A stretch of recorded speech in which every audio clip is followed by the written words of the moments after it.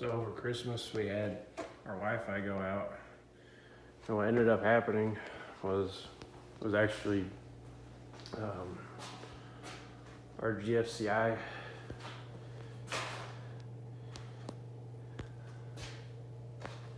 in the garage that was nuisance stripping. So we weren't getting any signal at all to the router. This is the gateway. It's in our garage. It's an AT&T gateway. So what was happening was the GFCI, which actually feeds several things over here. It's before the breaker, so the breaker was not tripping, but the GFCI was. And what was causing that was the GFCI itself nuisance stripping. So check with the meter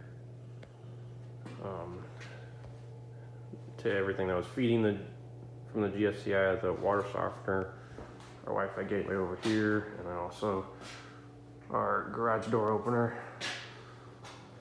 So it was showing about 1 ohm from the ground terminal, which is the middle plug here on your outlet. It's showing about 1 ohm to ground, which is wrong. You should see OL on your meter. So it was kind of intermittently tripping. We'd reset it right here by hitting reset. And then sometimes it would trip right away. Sometimes it would stay on for a minute, and things like the garage door would work just fine. We would get lights on our AT&T gateway, and everything would work just fine.